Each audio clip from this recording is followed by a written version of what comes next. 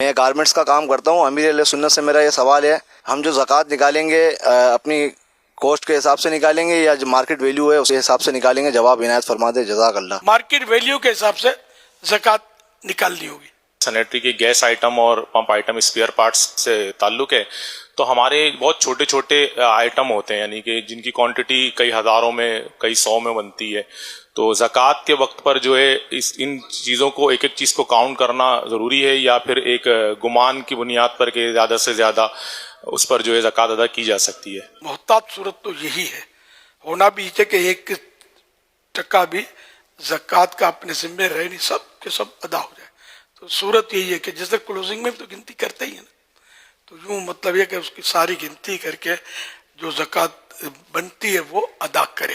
اب احتیاطاً مزید زیادہ دے دے تو اچھی بات ہے, تاہم یہ کہ خیال جمع کرنا.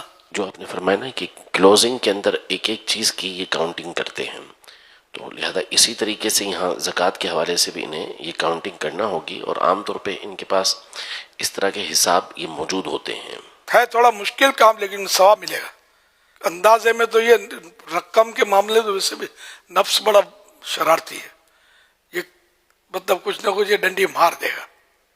اتنا لگتا ہے, نہیں اتنا نہیں ہوگا یار, بھائی اتنا ہوگا, یوں کر کے یہ پھنسا دے گا. میرا کام دھاگے کا ہے, تو ہمارا جو پیسہ مارکیٹ میں لگا ہوا ہے تو اس پہ زکوٰۃ بنتی ہے یا نہیں؟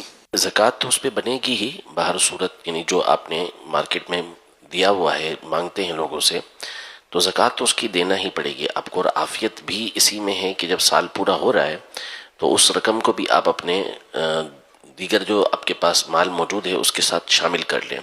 ورنہ ہوگا یہ کہ اگر یہ 2-3 سال کے بعد آپ کو رقم ملے گی تو پھر ایک ساتھ 2-3 سال کی نکالنا پڑے گی, جو مشکل ہو جاتا ہے. بہتر یہی ہے طریقہ کار, اور عافیت والا بھی یہی ہے کہ جب زکوٰۃ فرض ہوتی جائے تو اس رقم کی بھی زکوٰۃ ساتھ ساتھ نکالتے جائیں. نکالنی تو ہر صورت میں. زکوٰۃ میں بخل نہیں کریں. بزرگوں کے واقعات پڑھیں آپ, تو بزرگوں کا تو یہ اس طرح کے قول میں نے پڑھے کہ شریعت نے بے شک 2.5% زکوٰۃ رکھی ہے, مگر ہماری زکوٰۃ 100%. ہم بچا کے نہیں رکھتے, جو آیا رائے خدا میں دے دیا, اور رائے خدا میں دینے سے بڑھتا ہے, کم نہیں ہوتا.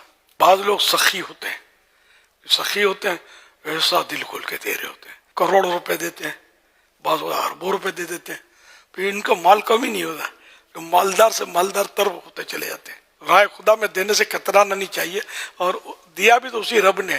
تو دو یار, خزانے کا منہ کھولو, غریبوں کے لیے, حقداروں کے لیے, مسکینوں کے لیے بہت خزانہ ہے. ایسے بول رہا ہوں, جن کے پاس ہے نا اربوں روپے ہیں, اگر یہ سارے